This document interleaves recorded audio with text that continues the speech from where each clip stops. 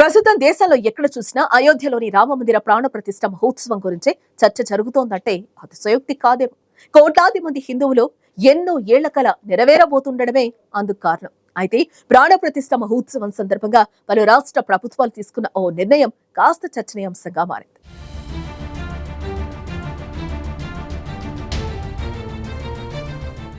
అయోధ్యలోని రామమందిరం మహోత్సవం సందర్భంగా జనవరి 22న పలు రాష్ట్రాలు పబ్లిక్ హాలిడేను ప్రకటించాయి. దేశంలోని పలు రాష్ట్రాలు ప్రాణప్రతిష్ఠ మహోత్సవం రోజున పాఠశాలలకు సెలవులు ప్రకటించడంతో పాటు ప్రాణప్రతిష్ఠ కార్యక్రమాన్ని ప్రజలందరూ చూసేలా ఏర్పాట్లు చేస్తున్నాయి.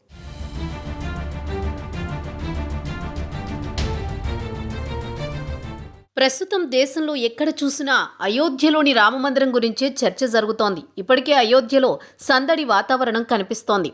ప్రాణప్రతిష్ఠకు ముందు జరగాల్సిన కీలక పూజలు కార్యక్రమాలు జరుగుతున్నాయి. వేలాది మంది భక్తులు తరలి వెళుతున్నారు. అయోధ్యలోని రామమందిర ప్రాణప్రతిష్ఠ మహోత్సవాన్ని పురస్కరించుకుని పలు రాష్ట్రాల ప్రభుత్వాలు పాఠశాలలకు అధికారికంగా సెలవులు ప్రకటించాయి. జనవరి 22న పబ్లిక్ హాలిడే డిక్లేర్ చేశాయి. ప్రాణప్రతిష్ఠ కార్యక్రమాన్ని అందరూ చూసేలా ఏర్పాట్లు చేస్తున్నాయి.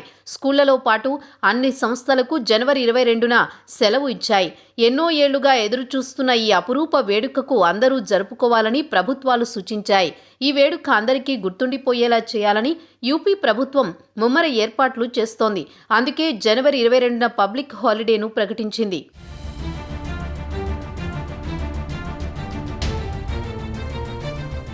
రామమందిర ప్రాణప్రతిష్ఠ కార్యక్రమం సందర్భంగా ఉత్తరప్రదేశ్లో అన్ని విద్యాసంస్థలకు ప్రభుత్వం సెలవు ప్రకటించింది. ముఖ్యమంత్రి యోగి ఆదిత్యనాథ్ ఆదేశాల మేరకు ఈ ఉత్తర్వులు జారీ చేశారు. ఆ రోజంతా మద్యం దుకాణాలు కూడా మూతపడనున్నాయి. యూపీతో పాటు మధ్యప్రదేశ్ ప్రభుత్వం కూడా జనవరి 22న స్కూళ్లకు సెలవులు ప్రకటించింది. ఈ మేరకు ముఖ్యమంత్రి మోహన్ యాదవ్ ఆదేశాలు జారీ చేశారు. ఆ రోజు ప్రజలందరూ ఈ వేడుకను ఘనంగా జరుపుకోవాలని సూచించారు. ఆ రోజు డ్రై డేగా ప్రకటించారు. అన్ని లిక్కర్ షాప్స్ మూసివేయాలని తేల్చి చెప్పారు సీఎం మోహన్ యాదవ్. ఇక జనవరి 22 ప్రభుత్వ ఉద్యోగులతో పాటు అన్ని స్కూల్స్కి సెలవు ప్రకటించింది గోవా ప్రభుత్వం. అయోధ్య ఉత్సవం సందర్భంగా అందరూ ఈ వేడుక జరుపుకోవాలని సూచించింది. సెలవు మంజూరు చేస్తున్నట్లు గోవా ముఖ్యమంత్రి ప్రమోద్ సావంత్ వెల్లడించారు.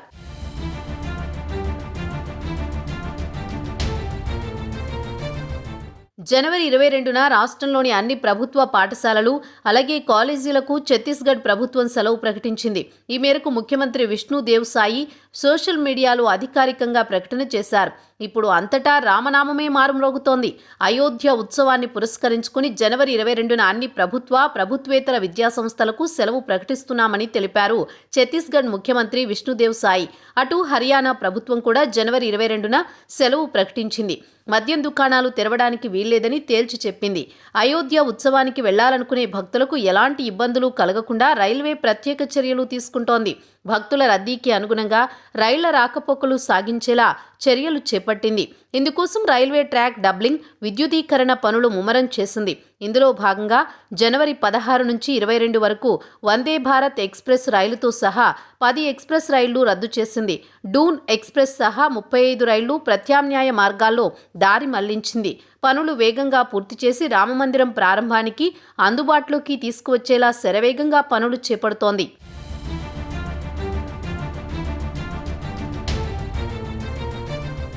ఇప్పుడు అయోధ్యలోని రామమందిరం ఆధ్యాత్మిక వైభవంతో విరాజిల్లుతోంది.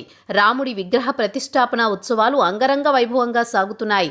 వేద పండితుల మంత్రోచ్చారణల నడుమ నాటి రాముడి వైభవాన్ని తలపించేలా, కీర్తిని చాటేలా కార్యక్రమాలు జరుగుతున్నాయి. బాలరాముని ప్రాణ ప్రతిష్ఠకు సంబంధించిన కార్యక్రమాలు ఈ నెల 16న శాస్త్రోక్తంగా మొదలయ్యాయి. అదే రోజు సరయూ నది దీపోత్సవం, హారతి వంటి కార్యక్రమాలు జరిగాయి. ఆ మర్నాడు కలశ పూజ నిర్వహించారు. శ్రీరామ జన్మభూమి తీర్థక్షేత్ర ట్రస్ట్ సభ్యుడు అనిల్ మిశ్రా, ఆయన భార్య, ఇతరులు సరయూ నది తీరంలో కలశ పూజ చేశారు. ఆ తర్వాత కలశంలో సరయూ నది నీటిని రామాలయానికి తీసుకువెళ్లారు. గర్భగుడిలో రామ విగ్రహం ప్రతిష్ఠించే చోట కూడా పూజలు చేశారు. ఈ క్రతువుల్లో సుమారు 121 మంది పురోహితులు పాల్గొంటున్నారు.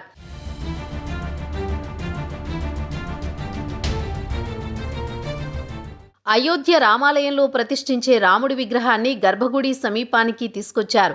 శ్రీరామ జన్మభూమి తీర్థక్షేత్ర ట్రస్టు సభ్యులు నిర్మోహి అఖాడాకు చెందిన మహంత్ దినేంద్ర దాస్, పూజారి సునీల్ దాస్ గర్భగుడిలో రాముడి విగ్రహాన్ని ప్రతిష్ఠించే ప్రదేశం వద్ద పూజలు నిర్వహించారు.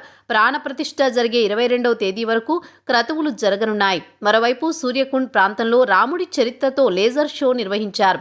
ఈ నెల 22వ తేదీ మధ్యాహ్నం 12:20 నుంచి 1 గంట వరకు బాలరాముడి విగ్రహ ప్రాణప్రతిష్ఠ కార్యక్రమం జరుగుతుంది.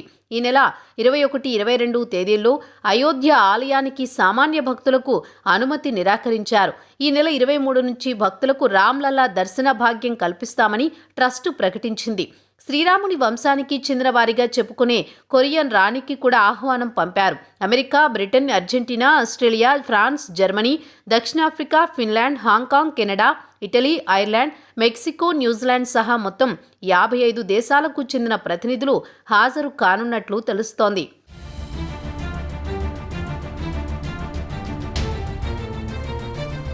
మరోవైపు ఆలయ గర్భగుడిలో ప్రతిష్ఠించబోయే విగ్రహం గురించి దేశవ్యాప్తంగా చర్చ జరుగుతోంది. కర్ణాటకలోని మైసూరుకు చెందిన శిల్పి అరుణ్ యోగిరాజ్ చెక్కిన విగ్రహాన్ని ఎంపిక చేశారు. విగ్రహ రూపాన్ని ఇప్పటికే ప్రముఖులకు అందించిన ఆహ్వాన పత్రికలపై ముద్రించారు. బాలుడి రూపంలో ఉన్న రాముడు చేతిలో విల్లుతూ కమలం పువ్వుపై నిల్చుని ఉన్నారు. ముగ్గురు వేర్వేరు శిల్పులు మలిచిన 3 విగ్రహాలను పరిశీలించారు. చివరికి అరుణ్ యోగిరాజు చెక్కిన ప్రతిమను ఎంపిక చేశారు. 5 ఏళ్ల వయసున్న బాలరాముడి నిలబడి ఉన్న రూపంలో విగ్రహం ఉంటుంది. ముఖం చంద్రుడిలా ప్రకాశిస్తుంది. పెదవులపై నిర్మలమైన చిరునవ్వు ఉంటుందని, పొడవాటి చేతులతో విగ్రహం ఉంటుంది. రాముడి కళ్ళు తామర రేకుల మాదిరిగా ఉంటాయి.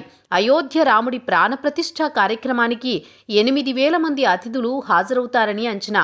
వీరిలో కొద్ది మందిని మాత్రమే గర్భాలయంలోకి అనుమతిస్తామని ఆలయ కమిటీ పేర్కొంది. గణేశ్వర్ శాస్త్రి ద్రవిడ ఆధ్వర్యంలో 121 మంది ఆచార్యులు ప్రాణప్రతిష్ఠ కార్యక్రమం నిర్వహిస్తారని కమిటీ వెల్లడించింది.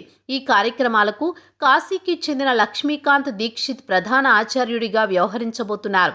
అయోధ్యలో రామమందిర ప్రాణప్రతిష్ఠ మహోత్సవం కన్నుల పండుగగా చేయనున్న నేపథ్యంలో పలు రాష్ట్ర ప్రభుత్వాలు, పాఠశాలలు, కళాశాలలకు సెలవులు ప్రకటించి వారందరినీ ఈ మహోత్సవాన్ని తిలకించాలని కోరడంపై హర్షం వ్యక్తమవుతోంది.